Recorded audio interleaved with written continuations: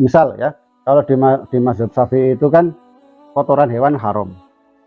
Ya, tapi kalau di mazhab yang lain, kotoran hewan yang dimakan dagingnya tidak haram. Ya, misal kotoran sapi itu tidak najis. Kalau di mazhab-mazhab yang lain, kotoran ayam tidak najis. Yang najis adalah kotoran anjing, ya, kotoran manusia itu najis. Nah, tapi kalau di mazhab Syafi'i itu semua kotoran hewan, baik manusia dan hewan, semuanya adalah najis. Nah, sama, zatnya suci, juga mensucikan yang lain. Tapi kalau digunakan makruh.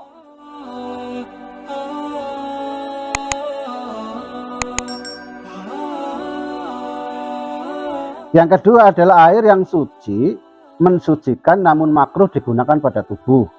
Tidak makruh digunakan pada pakaian, yaitu air yang mumayyaz. Musammas, kalau bukan mumayyaz, musammas, ya, musammas. Ialah air yang dipanaskan dengan mengandalkan pengaruh sengatan matahari padanya. Ini musayyaz. Jadi antum pakai air yang dipanaskan, jadi ada itu kalau biasa itu kalau di daerah-daerah itu ada air yang dipanaskan, umumnya mau mandi gitu, ada air di depan itulah, ya, di bak di depan kan kena matahari. Itu kalau mandi pakai air panas seperti itu nggak boleh, ya. Makruh boleh tapi makruh, ya, musamas, yaitu air yang dipanaskan dengan mengandalkan pengaruh sengatan matahari padanya. Air tersebut secara syar'i dimakruhkan menggunakan hanya di daerah yang bercuaca panas, dan air berada di wadah yang terbuat dari logam selain wadah dari dua logam mulia, yaitu emas dan perak, sebab kejernihan elemen keduanya. Jika air tersebut telah dingin, maka hilanglah hukum makruh menggunakannya. Tetapi Imam Nawawi memilih pendapat yang menyatakan tidak makruh secara mutlak. Selain makruh menggunakan air musammas, dimakruhkan juga menggunakan air yang hangat. Air musammas itu air yang dipanaskan dari sinar matahari itu makruh apabila ada di dalam ketentuan-ketentuan ini. Pertama, berada di daerah cuaca panas seperti Mekah dan sebagainya, sehingga tidak makruh jika digunakan dalam daerah yang bercuaca sedang seperti Mesir atau daerah Jawa dan daerah seperti daerah-daerah yang lain lah. Jadi hukum-hukum tropis, orang-orang yang tidak terlalu panas itu boleh. Kenapa mungkin kayak gini ya? Masalahnya gini, kalau di Mekah itu, kalau air itu kalau mau pakai air mandi itu harus didinginkan dulu, ya. Itu menurut para TKI yang di sana. Jadi di sana itu kalau mandi langsung dari air, ya langsung panas sekali kayak gitu ya. Nah, maka dimakruhkan. Kenapa? Makruhkan karena apa? Cuacanya sudah panas, tambah mandi dengan air panas kan jadi nggak enak gitu ya, maka dihukumi makruh. Tapi kalau sudah dingin tidak makruh. Atau juga kalau mandinya itu di daerah yang dingin juga tidak makruh. Kayak gitu. Bisa difahami ya kita ya. Jangan sampai ini salah paham gitu ya. Yang kedua adalah sengatan matahari. Sengatan matahari berupa kondisi air sekira pada air muncul zat yang berasal dari berat logam. Jadi airnya itu panasnya bukan dari panas matahari, ya. Tapi panasnya adalah dari sengatan logam yang ada yang kena panas, gitu ya. Makanya itu kalau air tempatnya itu di bak, itu nggak apa-apa, nggak makruh. Yang makruh itu kalau dari ember yang terbuat dari emas atau terbuat dari dulu orang-orang dulu itu kaya piring itu dari emas, sampai tempat air itu dari emas, dari perak. Akhirnya. Kalau sekarang itu emas satu aja sudah jadi anting-anting, jadi mahal. Nah, kalau yang makruh itu kalau yang sengatan panasnya itu tidak hanya dari matahari, tapi dari logam yang terkena panas akibat matahari. Tapi kalau bukan selain logam tidak makruh ya. Yang ketiga, air berada pada wadah yang terbuat dari logam selain emas, seperti wadah terbuat dari logam besi, tembaga dan lainnya. Terus digunakan satu suhu, digunakan saat suhu sedang panas. Kalau sedang dingin nggak apa-apa. Dipanaskan saat cuacanya panas. Masih ada air selain musamas yang dipergunakan. Jadi kalau ada air dingin, ada air musamas, itu pokok milih pakai air yang musamas ini makruh. Tapi kalau bukan atau kalau adanya itu ya masih boleh, tidak makruh gitu ya. Waktu sholat masih longgar ya, jadi waktu sholat untuk bersuci itu atau untuk wudhu atau untuk apa masih longgar, maka memakai air musamas ini makruh. Tapi kalau waktu sholat sudah hampir habis, adanya cuman air musamas, itu tidak makruh, malah juga wajib pakai air tersebut. Terus juga tidak mendapat bahaya secara nyata atau dalam dugaan kuat. Jika meyakini atau menduga akan muncul bahaya, maka haram hukumnya ya. Bila tidak memenuhi 9 syarat tadi, maka hukum menggunakannya tidak lagi makruh ya, atau diperbolehkan ya. Terus selanjutnya adalah keterangan yang lain adalah tidak makruhnya menggunakan air musamas dalam bejana yang terbuat dari logam mulia ya. Oh, berarti yang makruh itu adalah yang dari tembaga. Kalau dari emas dan perak itu tidak makruh gitu ya. Bukan berarti boleh menggunakan bejana tersebut, sebab menggunakan bejana itu hukumnya haram dari sisi menggunakan emas perak. Sedangkan tidak makruhnya menggunakan air musamas dalam bejana tersebut karena memandang sisi tidak membahayakannya menggunakan air musamas tersebut ya.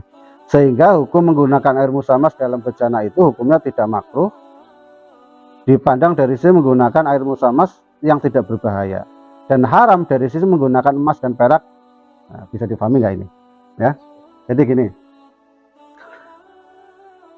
menggunakan emas dan perak untuk dibikin ember lah, atau dibikin bejana untuk menyimpan air, dan air itu nanti dipanaskan, itu hukumnya haram ya.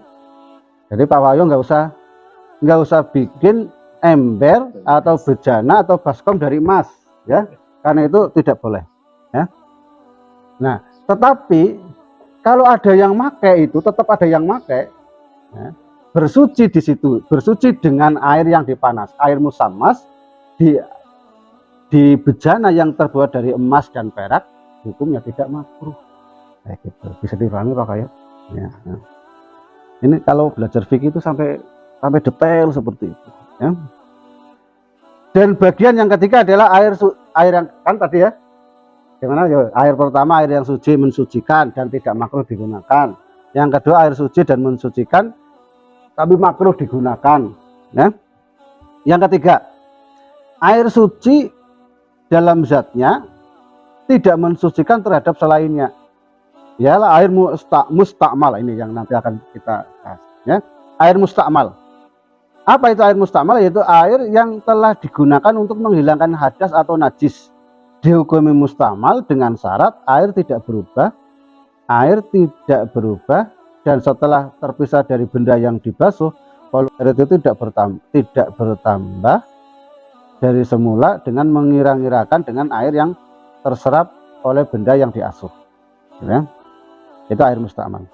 Air suci yang dan zatnya tapi tidak mensucikan gitu ya. Jadi umpamanya begini ya,